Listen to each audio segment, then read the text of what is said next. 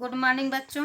आज मैं कवि हरिवंश राय बच्चन, पाठ का नाम आत्म परिचय, उस पाठ का प्रश्न अभ्यास कराने जा रही हूँ।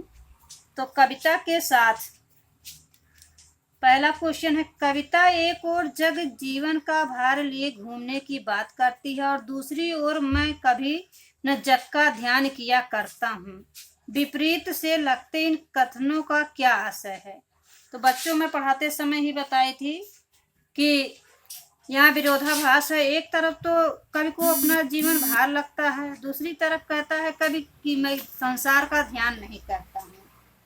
इसका आंसर इस तरह से है, कविता की प्रथम पंक्तियों में जब जीवन को भार मानने में कवि का आशय यह है कि संसार में दूसरों को खुशी न दे पाने के कारण कवि को अपना यह जीवन बोझ लगने लगता है। कवि को लगता है कि मेरा जीवन का उद्देश्य पूरा नहीं हुआ, मेरा जीवन निरर्थक है। जब कवि समाज के लिए, देश के लिए और मानव के लिए अपने जीवन की खुशियों को बांटकर दूसरों को सुख, उत्साह, आनंद पहुंचाता है तो उसका जीवन जो है बोझ नहीं लगता। यदि इसके विपरीत होता है, वह लोगों के जीवन के लिए अपने जीवन की खुशियों को त्याग कर दूसरों को आनंद नहीं पहुंचा पाता, तो उसे लगता है उसका जीवन यह बोझ है। तो कवि जो है यहाँ आनंद व हंसी प्रदान करना चाहता है और वही उसके जीवन का लक्ष्य है। यदि ऐसा करने में उसे सफलता मिलता है तो उसका जीवन बोझ नहीं लगता। यदि ऐसा नहीं होता है तो वह उसका जीवन उसे बोझ लगने लगता है।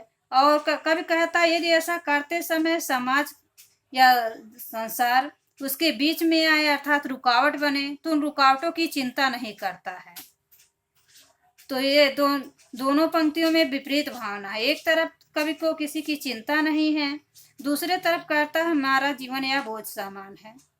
तो बच्चों इस तरह से इसका आंसर आप करना कि यदि संसार या समाज जो है उसके बीच में आता है, रुकावट बनता है, उसके इस कार्य को उपहास उड़ाता है या उसके मार्ग में अनेक बाधाएं आती हैं, तो वह विघ्न बाधा और समाज की ना चिंता करते हुए भी अपने जीवन के उद्देश्य यानी वह दूसरों को सुख पहुंचाना चाहता है।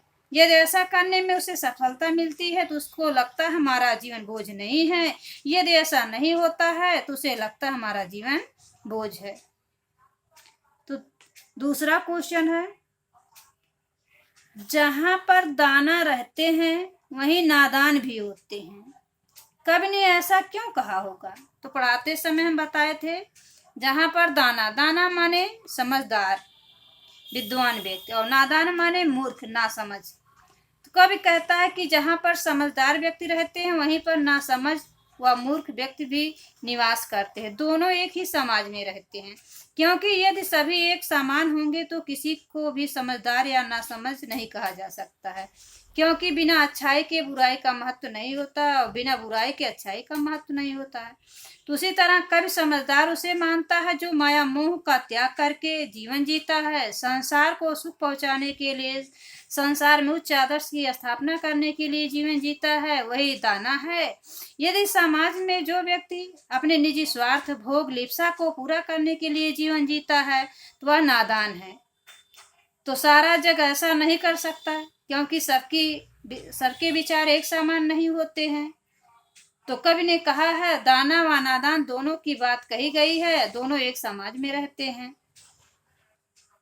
तो कवि को ऐसा इसलिए लगा है कि ऐसा नहीं कि किसी भी समाज में सब विद्वान या समझदार हों, वहाँ कोई ना समझ ना हो, वहाँ कुछ न कुछ अंश में ना समझ या मूर्ख रहते हैं। और जहाँ मूर्ख होते हैं, ऐसा नहीं कैसे समाज में सब मूर्ख अनपढ़ हैं ना समझ, वहाँ भी कुछ व्यक्ति समझदार होते हैं। तो यहाँ इस आंसर में इस तरह से आप लिखना, जहाँ पर दाना रहते हैं वहीं नादान भी होते हैं।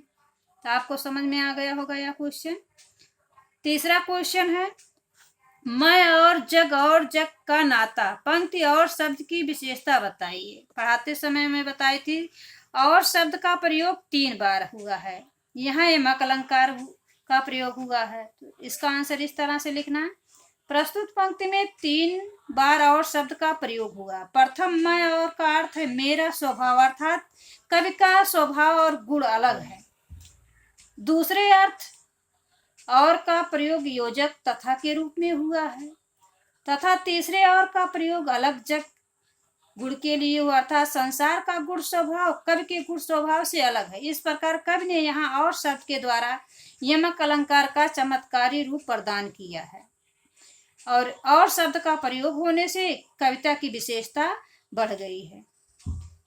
चौथा क्वेश्चन है, शीतल वाणी में आग के होने का क्या अभिप्राय है? तो मधुर आवाज में उत्साहपूर्ण क्रांति की भावना को ही कवि हरिवंश राय बच्चन ने शीतल वाणी में आग कहकर पुकारा है। मन में क्रांति व शत्रुओं के प्रति वीरता दिखाने की भावना मन की आग रूप में कवि ने मानी है। कवि चाहता है कि किसी शत्रु के हृदय में चाहे जितना द्वेष आक्रोश हो, मैं उसके प्रति प्रेम उत्साह पूर्वक ही जीवन जीऊं, मेरे हृदय में उसके प्रति कोई बुरे विचार ना हो। इस तरह से कवि ने शीतल वाणी में आग होने का अभिप्राय है कि वह किसी के प्रति कभी भी बैर भाव न रखे, सबके हृदय में उत्साह उमंग क्रांति की भावना को शीतलता पूर्ण वाणी में जगाकर उसके हृदय की बुराइयों को दूर कर सके। पांचवा क्वेश्चन है, बच्चे किस बात की आशा में नीड़ों से झांक रहे होंगे?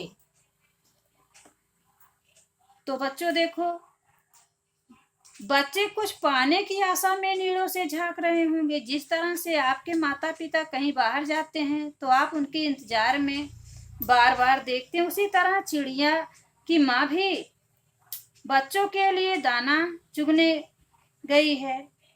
जब तक बच्चे की माँ घोंसले तक नहीं आ जाती है तब तक बच्चे कुछ पाने की आशा अर्थात भोजन पाने की आशा और अपने माँ के प्रेम दुलार को पाने की आशा में झांक रहे होंगे।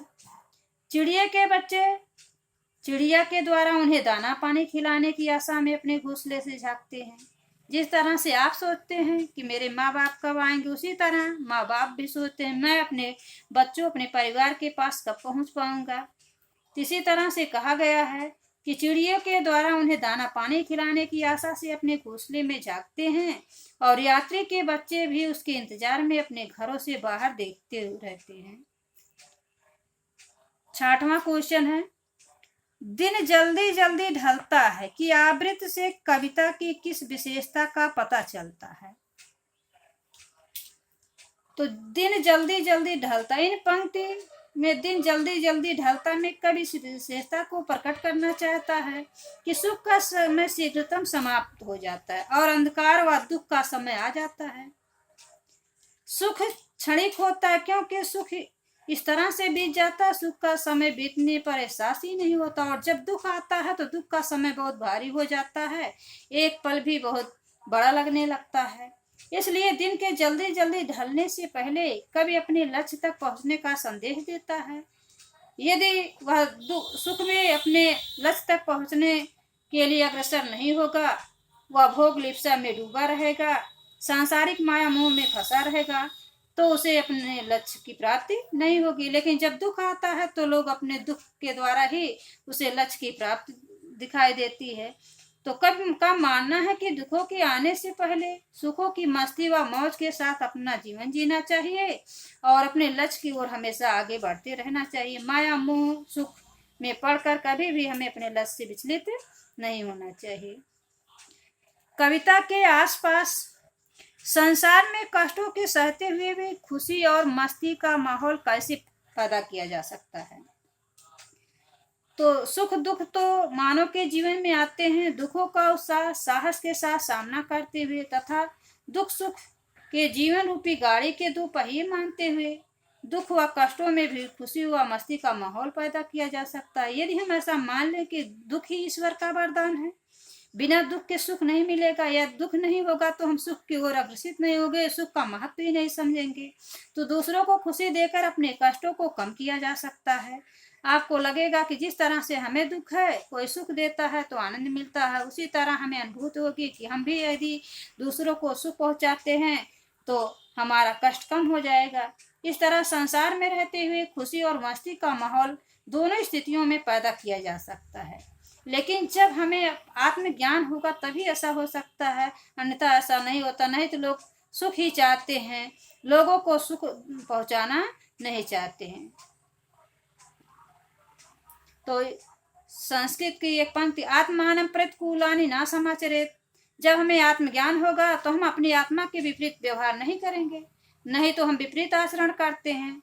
सुख में हम किसी को याद नहीं करते हैं, दुख आता है तो दुख को दूर करने के लिए सभी को पुकारते हैं। तो ऐसा नहीं करना चाहिए। अगर हमें आत्मज्ञान हो जाए, सुख दुख एक समान दिखाई लगेंगे, हमें लगेगा दुख भी ईश्वर का वरदान है, दुख के द्वारा ईश्वर हमें कुछ सीख देना चाहता है। और तब हमारे जीवन में मस्ती का माहौल आ जाएगा और खुशी होगा, और खुशी और मस्ती के साथ हम दुख के दिन को पार कर लेंगे, तब हमें कोई दिक्कत नहीं होगा। इस तरह से संसार में कष्टों के सहते हुए भी हम अनेक प्रकार से मस्ती और खुशी का माहौल पैदा कर संसार में जीवन जी सकते हैं और अपने लक्ष्य को प्राप्त कर सकते हैं।